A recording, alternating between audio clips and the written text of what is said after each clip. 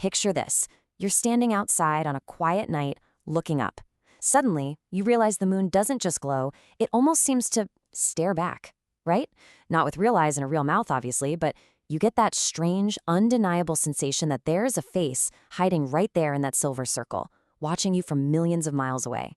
One second it's just a rock, and the next you swear you can see cheeks, a nose, a mouth, a distinct expression sitting right there in the shadows.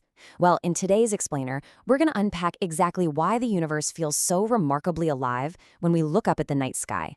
So let's just plunge right into the central mystery here. Why does the moon stare back? This isn't just some modern internet trend either. Humans across all of recorded time and across wildly different cultures instantly recognize a face hiding in the shadows of the lunar surface. Ancient civilizations didn't look up and see a dead object floating in the void. They saw a living presence, something with a mood, a personality, a very human-like face. But why? Why do we keep seeing these figures in a giant space rock? Is it just a neat optical illusion, or is there something much deeper going on in the way our minds actually work? All right, let's dive into the biology behind this. We actually have a scientific term for this phenomenon. It's called pareidolia. Put simply, it's your brain's habit of finding familiar shapes in completely random or ambiguous data. You see, our minds aren't just passive cameras recording the world. They're meaning-making machines.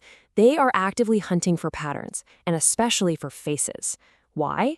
Because faces matter more to us than almost anything else in our daily lives. We are literally hardwired by nature to connect the dots. To really ground this cosmic concept, think about how often we experience this in our everyday lives. I mean, you've definitely spotted a cloud that looks exactly like a person, right? Or maybe you've noticed a pair of car headlights in the dark that just look totally alive. Even something as simple as two windows and a door on a house can mimic a face. Have you ever seen an angry expression hiding in a tree knot, or a face burnt into a piece of toast, or even just looking at a standard electrical outlet? This instinct kicks in incredibly early. Even babies are instantly drawn to these shapes. Just a couple of dots and a curved line is literally all it takes for our brains to shout, "Hey, that's a face!" Now, you might be wondering, why do our brains do this? Well, in evolutionary terms, this hyperactive pattern recognition was an absolute lifesaver. Imagine an early human detecting a shadowy shape in the distance. They needed to know immediately, is this a friend, a predator, or nothing at all? Ultimately, the brain evolved to favor speed over perfect accuracy. Think about it. Mistaking a weird shadow for a face might give you a harmless jump scare, but missing a real face hiding in the dark, that could be fatal. Your brain is perfectly happy to detect a fake face if it means you never miss a real one. And that instinct perfectly explains why the moon is the absolute greatest stage for pareidolia in the entire night sky. Think about a random cloud. It changes shape every few minutes, right? The moon doesn't. It's massive, it's super bright, heavily textured, and incredibly stable. It returns every single night with the exact same consistent features.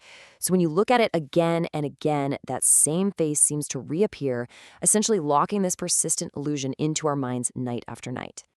Geologically speaking, the reality of what we're looking at up there is fascinating. The dark regions you see are known as the Maria. These are ancient lava plains formed billions of years ago by giant cosmic impacts and intense volcanic activity. On the flip side, the highlands are those bright, heavily cratered, totally uneven regions. From all the way down here, on Earth, this stark visual contrast is basically handing our brain the raw materials it needs. Our eyes naturally take a dark lava patch near the top, group it into an eye, and then grab a long dark stretch in the middle and call it a nose or mouth. But here's the crucial, mind-blowing point. The face is not perfect. Actually, it's that imperfection that makes it so compelling. Human faces naturally have slight asymmetries, so the moon's rough, uneven surface gives the brain just enough clues to work with. It relies on a concept called dynamic ambiguity. Because the pattern isn't a flawless photograph of a human, your mind has to step up and magically complete the image itself. And let me tell you, that completion process feels incredibly rewarding to our brains. Because of that built-in ambiguity, the moon essentially acts as a cultural carousel. It's amazing to look at all the different ways societies have filled in the blanks on this cosmic canvas. Many of us know the famous man in the moon, which in folklore often represented exile, punishment, or some kind of wise watcher.